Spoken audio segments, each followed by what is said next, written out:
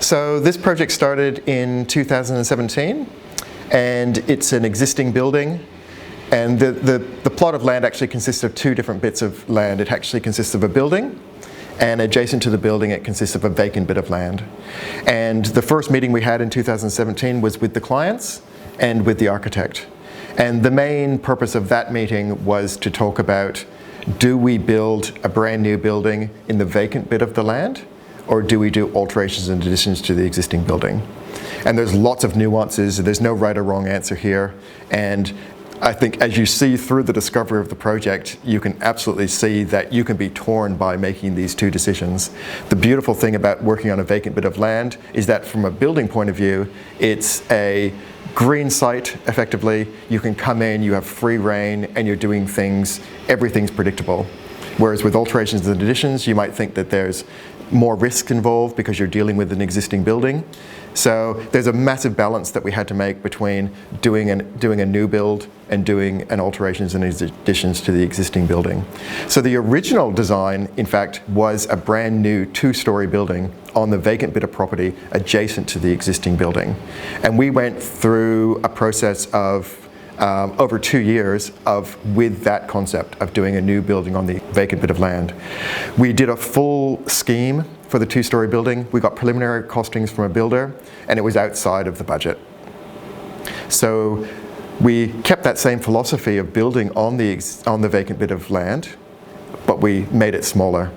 And we went through another whole process over another year of doing a smaller scale building on the vacant bit of land. And I think the discovery there was that we weren't giving the client what they wanted. It wasn't achieving what their major goal was.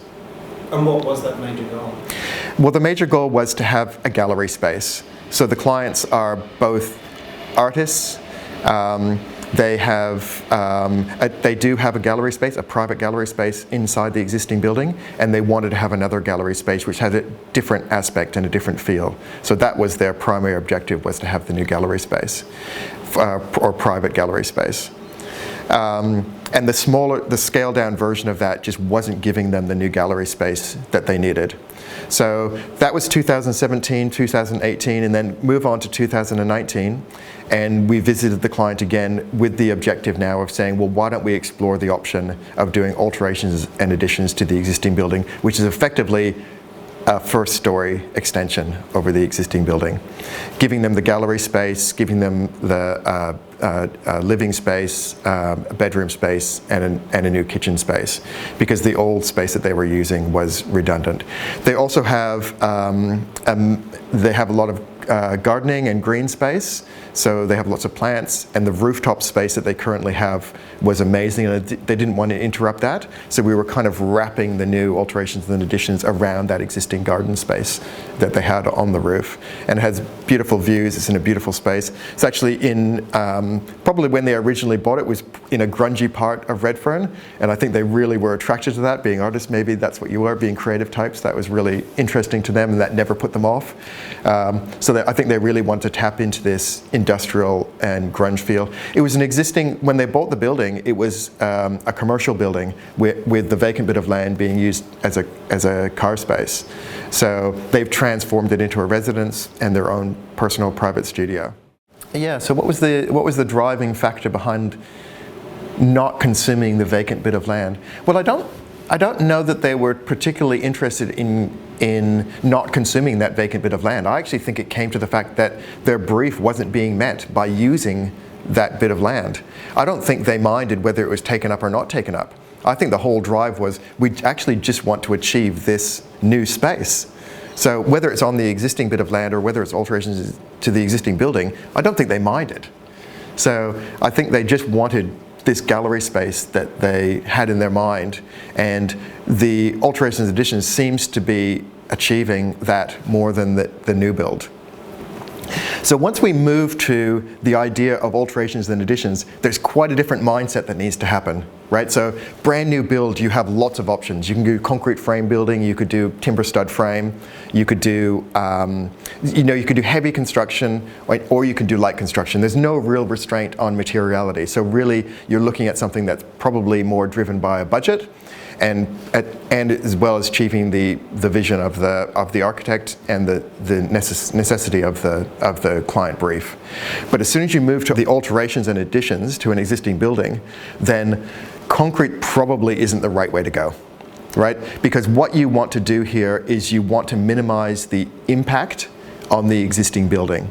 So that was the discussion that we had in 2019. The discussion was, okay, we're doing alterations and additions. What are our restrictions? What can we do? What's economical to do? And how much disruption do we want to have in the existing space? And I think it quickly became apparent that we needed to do a lightweight building. And the reason we needed to do a lightweight building is because we didn't want to alter the existing foundations. The group, or what I call the ecosystem of people that were involved in that process to make the decision about using a lightweight system or using a heavy building, consisted of Helen and Christopher, the clients, Robert, and myself.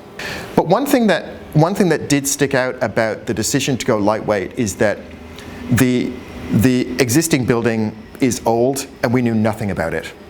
And we were saying, okay, if we put in a heavy structure, we would need new columns, we would need new foundations. And everyone in the meeting was like, we don't want to go there. Because in order for us to do foundations, we need a geotechnical engineer, we need to do some exploration of the existing structure, we need to do some intensive exploration about what the existing foundations are made of and where they're founded, because we have to match that. Or we would have had to do some sort of judgment about that. And as soon as you dig a hole in the ground and start digging, you don't know, the risks are high. You don't know what's there. You don't know how far you're going to be digging. You don't know what the existing foundations are. All these things are kind of up in the air. So we were kind of saying, okay, we have to drive a solution here that does not alter the existing foundations. So the way that we do that is we think about what the weight of the existing building is, and then we say, okay, we don't want to go over a certain percentage of what that existing building weighs. So that's what's driving the solution. So immediately with that decision, you're thinking, okay, we're going steel, we're going timber, which includes or a hybrid of the two. And so we were thinking, okay, we'll do steel as our main framing to get to do this big spans, and then we'll do timber stick framing around for the rest of the building, and that will be our lightweight solution. The existing foundations seem to be adequate to provide that support, and that's when we're going. And the discussion then went to, okay, well, what do we want to see? Like, we're in the gallery space, we're looking up at the underside of the first floor, we're looking at the ceiling. You know, what do we want to see? Do we want to see exposed timber, right?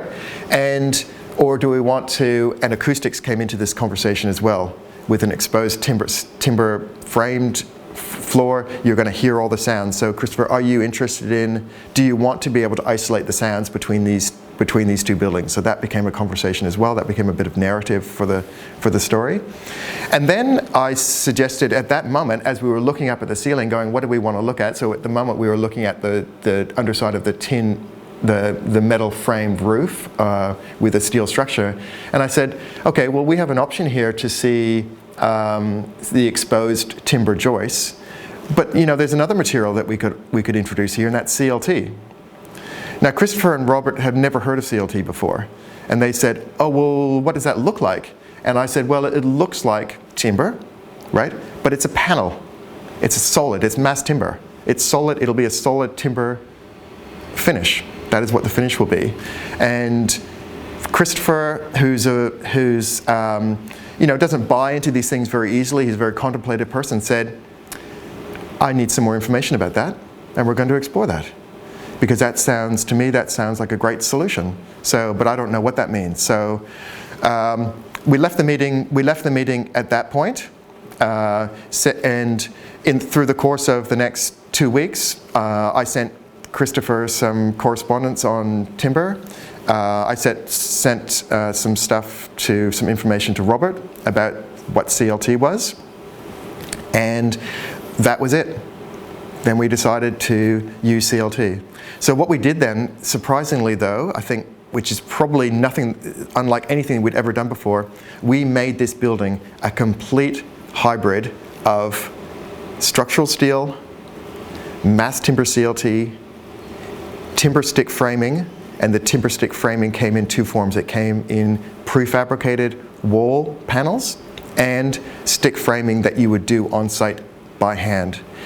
And the reason we chose those four different methodologies is for, a myriad of reasons.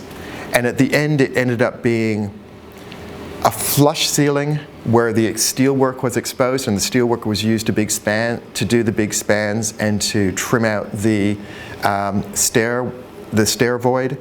It also, and it was flush. So you've got CLT, and then you've got this beautiful black steel, and you can even see the screws that the CLT is screwed to the steelwork, and none of the timber framing is exposed. So all of that was clad or hidden or used in other places. And so we used the CLT where it was best used. And that's what I love about our decision-making process, is that we choose the materials that are appropriate for the application. So here we've got this amazing hybrid of materials used absolutely perfectly, right? So we've got steel doing the big spans and trimming out the staircase. We've got the CLT spanning between the steelwork and sometimes spanning the entire width of the building. And then we've got the timber stick framing, which is where we didn't want the CLT exposed. We're just using timber stick framing, prefab. And then the reason we chose the infill bits of timber that were made on site is because with prefabrication and an existing building, it's very difficult to get it perfect. So what you want to build into prefabrication is tolerance.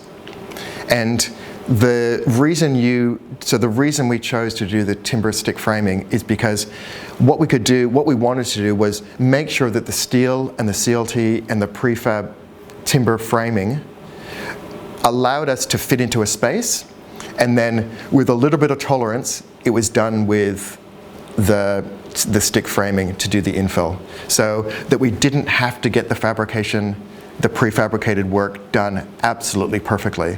Particularly because at that point, and at no point in the process did we have a really amazing survey of the existing building. It's very difficult to get an amazing survey that you can then use for the fabrication. And so, but what we did eventually do, and this was credit to the team, I suppose, including the builder that came on board at that early stage as well, was to do a full survey and then make sure that the fabrication drawings, which included the CLT and included the steel, was all in one package. And so after that 2 week of discovery with Robert and with Christopher and with Helen about choosing to do the CLT, I then said to them, there's two things we've got to do now.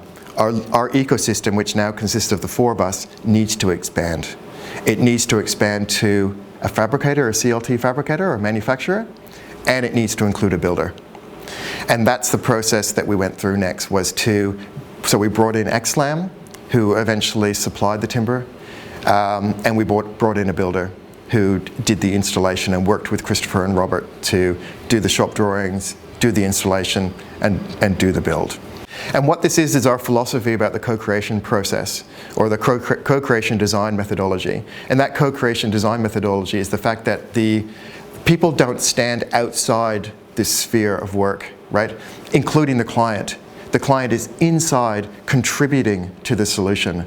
And that's important for us. It's important for us that everyone is inside these ecosystems without a real hierarchy, right? It might be the architect or the client who's giving us the North Star, who's giving us that driving idea or the driving ambition, but really it's the co-creation inside this ecosystem that's so valuable to us, so important to us. We consider ourselves to be proactive members inside that ecosystem and make sure that the project is co-created together and does co-evolve together. So in other words, and the co-evolution is an important aspect as well, because it's not just about the fact that we started with a concrete building on a vacant bit of land, but it co-evolved over the course of 3 years to something completely different, absolutely different. And that's part of the process. That's the co-evolution that we enjoy and we love contributing to as well.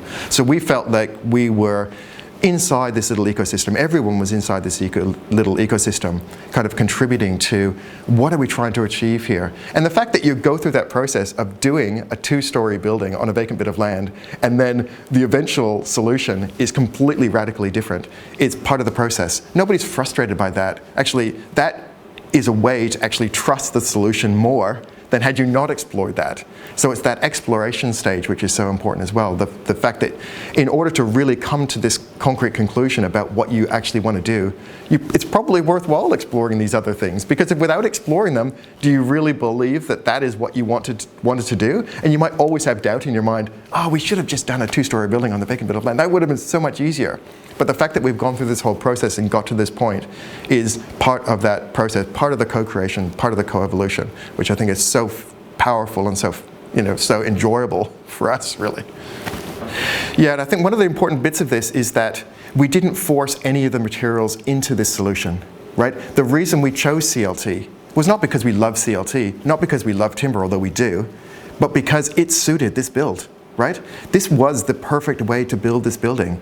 It acted as the structural solution to the building. It was a long, thin, narrow tunnel without any return walls. There's not a lot of solutions, including timber framing generally, which can provide that solution. It was actually the power of CLT, or the strength or the structural capacity of CLT, which actually allowed that solution to happen. Had we done timber framing, we would have had to put in other steel frames, or we would have had to put in something that wasn't authentic to the design in order to get this solution.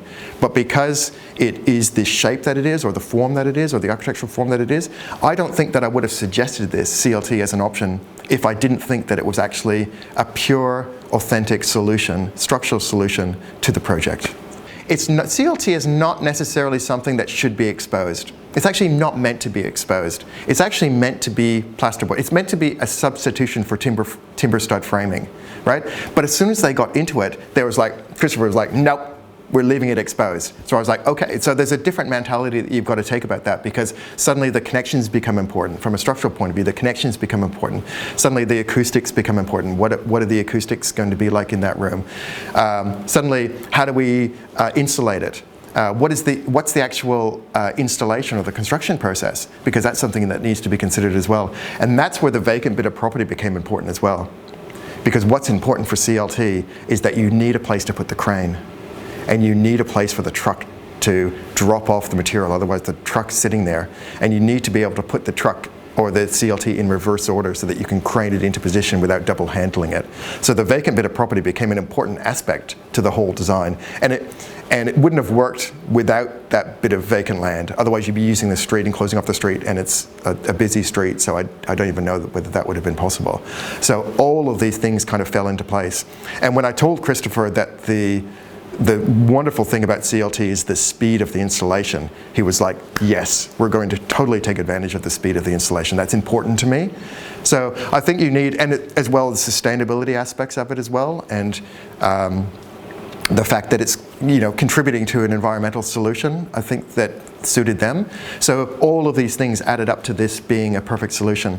And what we ended up with there was this beautiful space. So it's their personal gallery space. It's a living area as well as for artwork, for a place to hang artwork. And you're often kind of conflicted about, will that timber suit the artwork that's going in there? And I think you've got to be careful about what that is, because CLT has a certain look. And remember, this is what they ended up with, is they ended up with the CLT that was completely unfinished. They got the CLT and did nothing to it. We had a little bit of work to hide some of the brackets that were connecting the floor because we didn't have access to the outside of the building. So there's a little bit of trim that goes on there, but otherwise all of the connections are concealed. And that was a matter of working through the process, particularly with Robert, and making sure that the steel was fully concealed, and what do we want to expose and what do we not want to expose. And if I want to just plug the engineering aspect of it as well for a little bit, and that is that in the gallery, if you think about a gallery space, you're thinking you want lots of straight walls. And the reason you want lots of straight walls, of course, is because you want to put the artwork on it. You want to hang the artwork on the walls. So having this lovely long space was key to the design. And had we done anything other than CLT, we would have had something else in there, or we could have plasterboarded it, or we would have had something else in there to give us this, that was required to give us the stability. But the way we used CLT was we used it to be a diaphragm that was able to extend the full length of the building. So we have a rigid steel frame at the street, and then at the back of the building, we have a full CLT wall, which does the stability. And in between there, we're using the CLT to do the structural stability. In other words, it is a diaphragm, the floor and the roof, to extend the whole way. So we have a steel frame at the front, taking advantage of the fact that can be a rigid box, and that informed the front facade. In fact, informed the glazing. It informed and a shutter or a screen that is out at the street to shield the window. And it's got this lovely view across into the park across the street. So I think that's something that they desperately wanted to capture. But still, this beautiful warmth of the CLT wall, the entire length of the building, allowing for these beautiful big artworks that go onto the walls. In the floor is covered. There's steelwork in the floor, and the amazing thing about that is that we were able to, around the stair, use steel that was deeper than the floor, but yet the soffit of the floor was uniform, and we raised the steelwork above the floor, which became the balustrade for the stairwell. And the steel, because on one side we were able to load up the block wall, which was the boundary wall, and on the other side it was an existing brick building, and we didn't want to do wall plates on that side, so we embedded the steelwork into the existing brickwork, and we actually used the CLT laid sideways to span from steel beam to steel beam. So we're actually using the CLT wall as a beam to span over the steel, over to the steel work. And so on the right hand side, you'll see the CLT is vertically, the laminates are vertical, and on the left hand side, they're horizontal. And that's telling you a story about the structure. It's telling you a story that on the right hand side, this is carrying vertical load, and on the left hand side, it's actually spanning across the steel beams.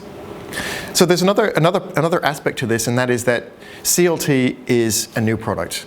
It's been on the market. It's been around for a while, but really, it's not part of the BCA. It's not part of the Australian standards. And in actual fact, internationally, it's a new material and not incorporated into almost any code in the world. So we're all, in a way, working from first principles to develop this. So we've spent the last 2 years now, maybe even more, 3 years, kind of developing our own standards for CLT. And that includes some highly technical Grasshopper scripts and Rhino scripts and scripting to do a lot of the calculations. So we were developing all of this scripting and all of the standards that we now use on a day-to-day basis for CLT to develop processes for doing CLT which no one else uses. So in that process, we developed a complete suite of software that we use to engineer the CLT and to engineer the connections. So all of the connections came from Rotoblas. So they're an Italian company that produce the screws and brackets. So we're using their technical data. We're putting those technical data into our scripts, and then the scripts are focused all around that and developing all the connection details from that script. So it is bespoke. All those are bespoke for this project and for every project. And we think that that's a huge advantage for Cantilever, because we have scripts. It's not anything that's generic. They're all custom made for the projects that we do. And we've done estimates on CLT projects, and on a large project, we think that we can save $10,000 to $50,000 on the connections themselves just by using the unique software that we have developed in-house. And so we put a massive effort into that, and we think that we have a unique advantage in that space in terms of using that material or using that software for all of our projects.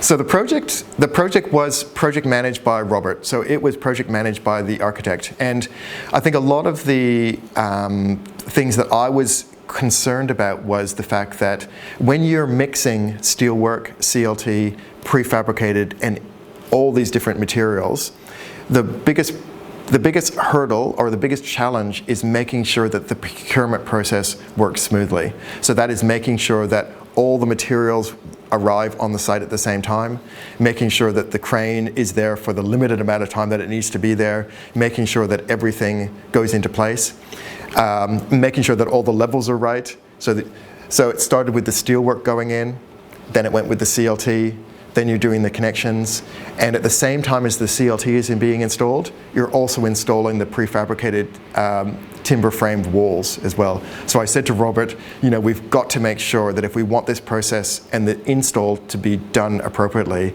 that all of these things need to be coordinated. And Robert said, don't worry, that's my job, that's what I'll do. So I think in terms of the timing, the CLT install, even through 2 rain days, the CLT install was 5 days exactly as they predicted. And I think that's a big thing about prefab generally, but also about CLT, is that predictability. When you're doing timber stud framing, you might think it takes you this amount of time, but inevitably it takes you more time because you're doing it bit by bit by bit. And I think the predictability of CLT, the predictability of prefab is an important aspect in building generally.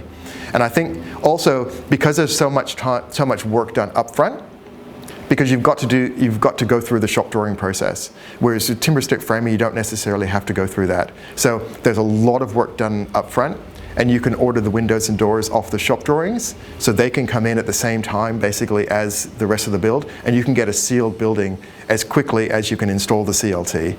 And that's a massive advantage in terms of the time frame.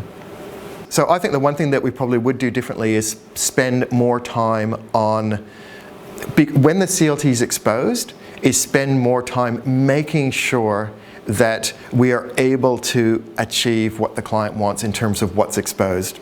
So often there's 2 approaches to this. There's one approach is that, okay, we do whatever is the simplest. And we do whatever is the simplest to install and the most economical to install and the quickest to install. So that's the process, and then architecturally we'll deal with whatever we're given. Or the other process to say, no, we want this to be CLT, CLT, CLT. We don't want to see the connections. It's going to be driven by this outcome. So do we want the outcome to be driven by what the restrictions are, or do we want the outcome to be driven by what the process is that makes that? And that, I think there are 2 opposed ideas about how it is. And I think when you think about the industry generally, I do think that prefab needs a bit of a different mindset from the outset to a building, to a traditional building, in the fact that you want to make sure that if you're choosing, you either choose the material and you engineer or architect the building around that material, or you say, here's what we want to achieve, now we want to choose the materials to achieve that.